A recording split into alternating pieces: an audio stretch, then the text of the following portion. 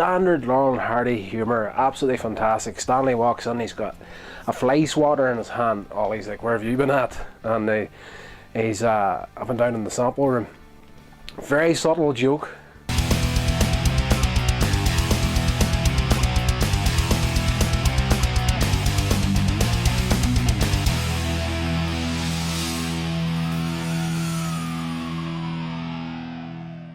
Hey guys, welcome along to the show. I am your host Rodney Stewart, and we're getting onto another Laurel and Hardy classic review here.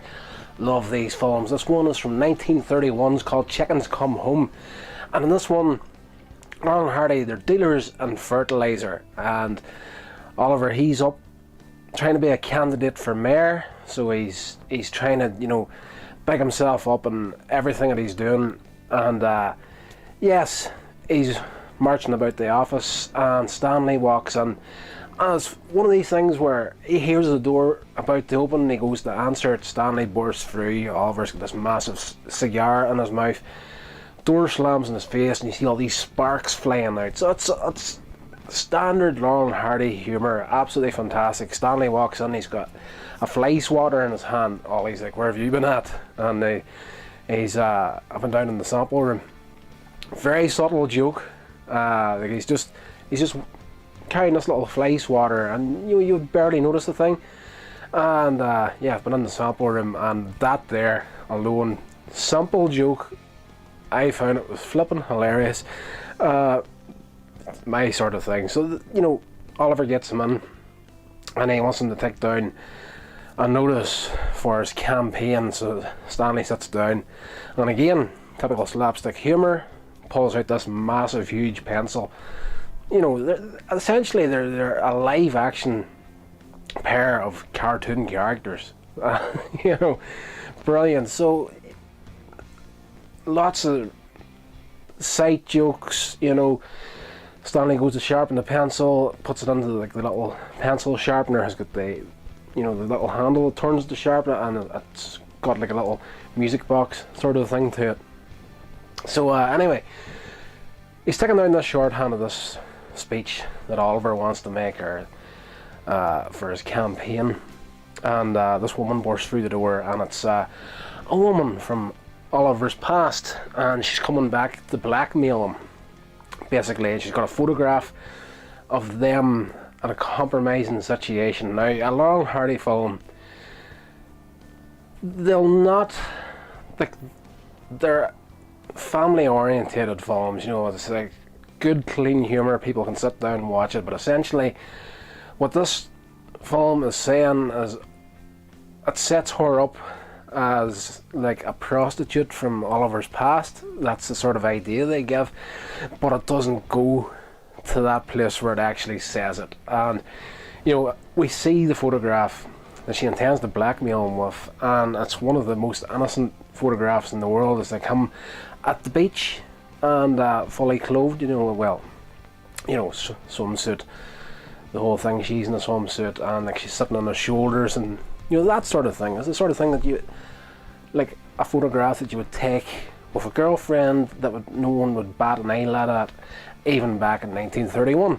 So but of course it's blown completely out of proportion, as in this gets out, my career's finished, blah blah blah, and she's back, she's wanting money off him. So I don't want to refer to her as a whore or a prostitute. I'll continue calling her the woman from the past.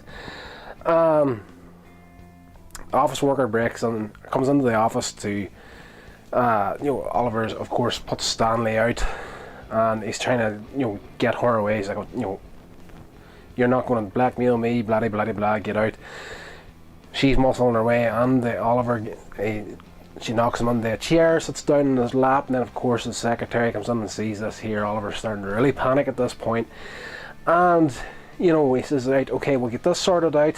I'll come see you tonight, we'll sort this here out, blah blah blah, 7 o'clock tonight." And while this is happening, of course Oliver's wife turns up in the office. So it's Stanley bursts in now, and it's in all these films, the situations they get themselves into could be so easily sorted out if they just explain the situation instead of like, oh crap, we need to hide this here. So it's again this, the wife turns up, we need to hide this woman. He gets her into the bathroom in his office. The wife comes in, Oliver, you know, everything's okay, blah blah, we'll see you tonight. And you know, she's setting up a party. There's going to be a lot of guests from Oliver's campaign parties and people that he wants to impress, and of course the wife has it set up for 7 o'clock that night, but Oliver has got this meeting with this woman from the past to pay her off at 7 o'clock tonight. So he's stuck between a rock and a hard place. He needs to be at home. He's trying to keep everything quiet, but he needs to pay this woman off to secure the future of his campaign at the same time. So, you know, he gets the wife out of the office, you know, and she sees like this fur mink thing, you know, and she's like, who owns that there? So of course it belongs to the woman from the past. Oliver tries to play it off as in, I bought this for you, this is a present. So he actually ends up giving that to the wife, getting her out. So now he owes this to the woman from the past as well. So yes, Oliver's like, Stanley, I need your help here tonight. I need you to go meet this woman at 7 o'clock. Stall her till I can get away from the party. I'll come over as soon as possible. So Stanley is forced to ring his wife to say that he's working late tonight.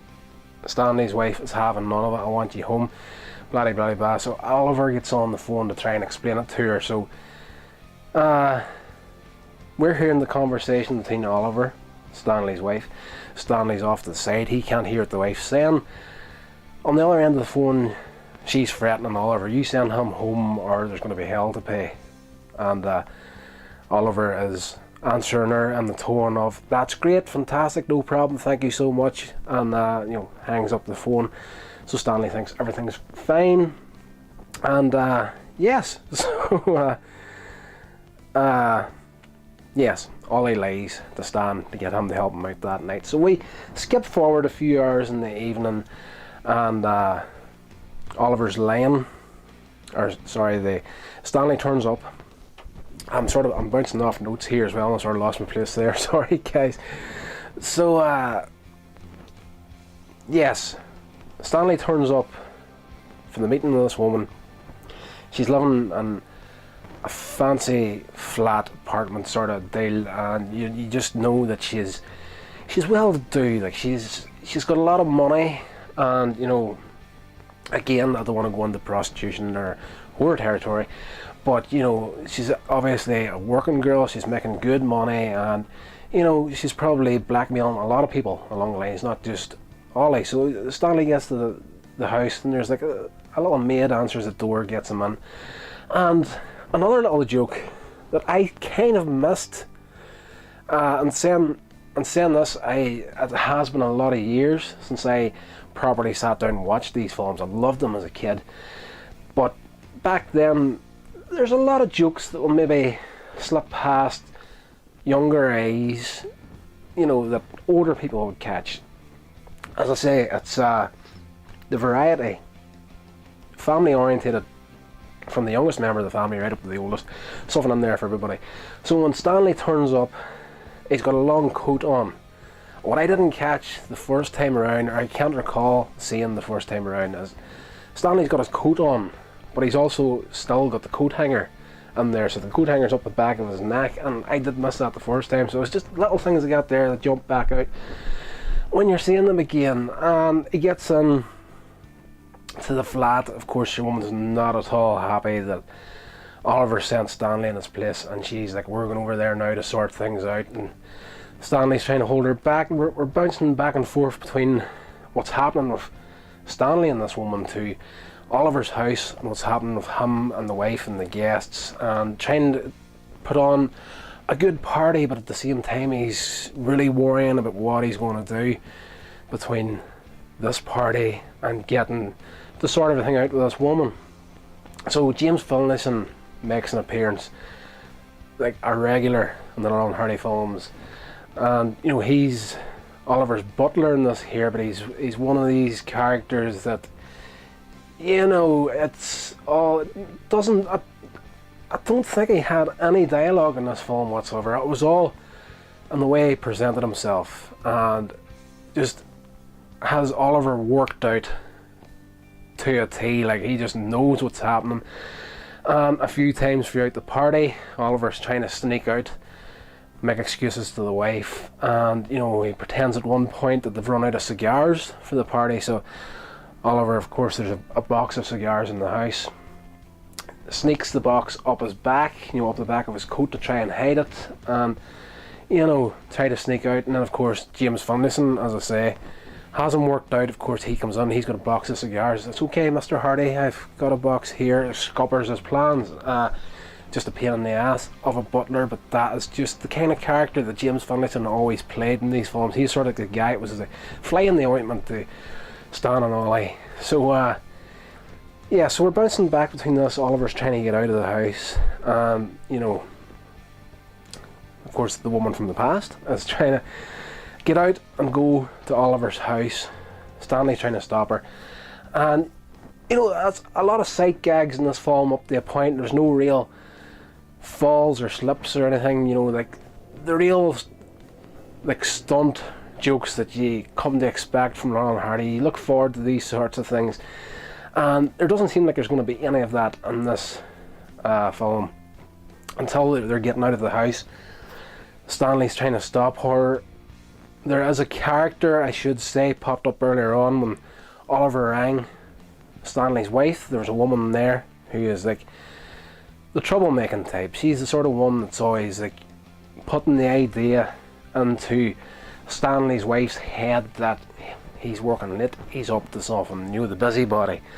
So the reason I bounced back to that is because while Stanley's with this woman from the past, she gets out of the flat to go out to her car. Stanley's trying to stop her, and of course when they're bursting out of the flat, this busybody is in the hallway of the same building, sees this happening, and just like everything that she thinks Stanley is up to is in that moment confirmed, even though it's, as far as Stanley's concerned, it's completely innocent. He's trying to help out a friend.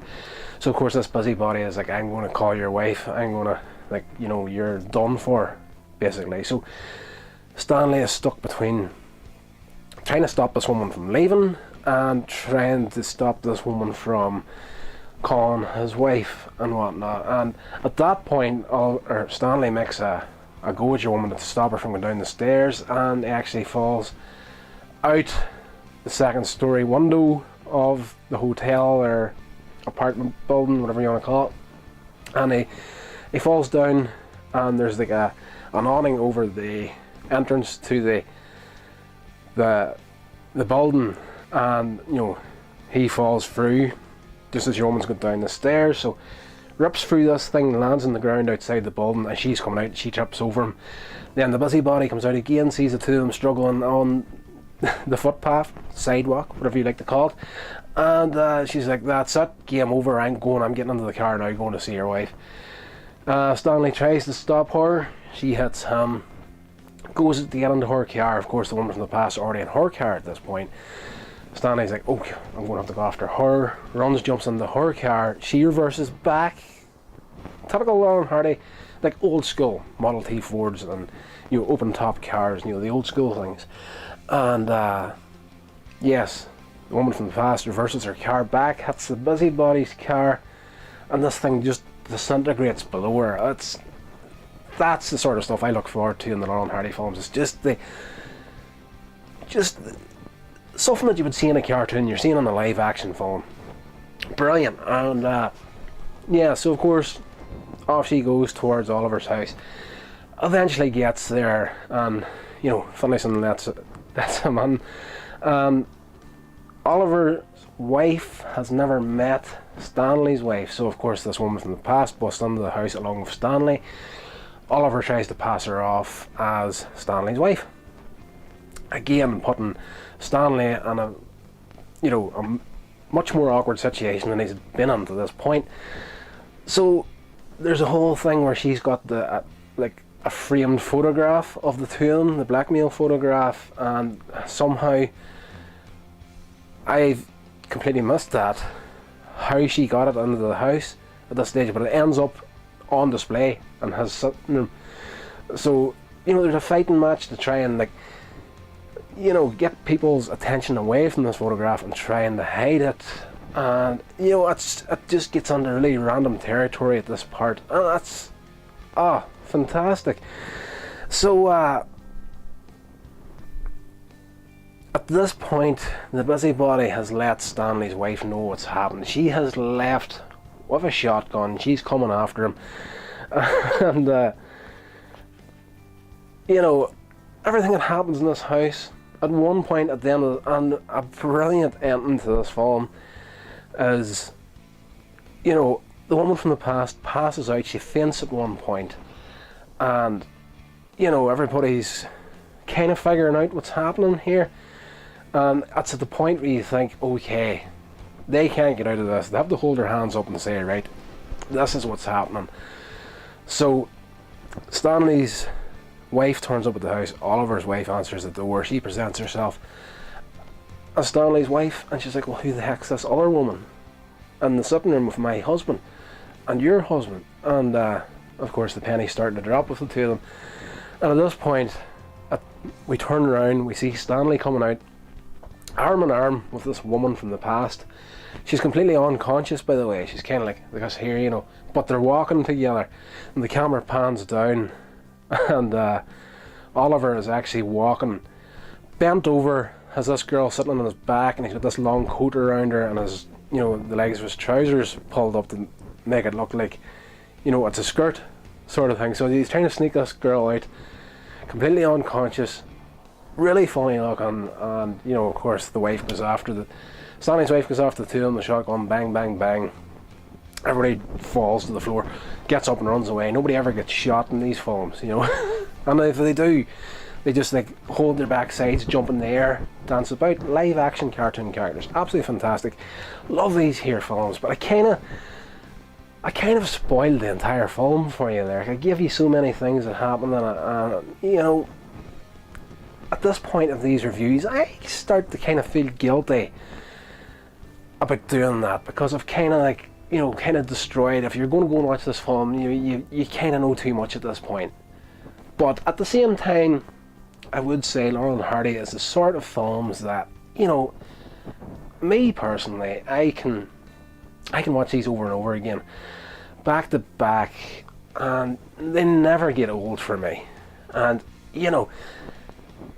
I just feel these are the sort of films that the new generation should really check out and watch, and just even from an educational perspective, if you're into filmmaking, there's a lot of stuff on here where you see the basics of visual effects that are later to come. You can kind of see the strings on it. It gives you a bit of a clearer understanding of how things are done.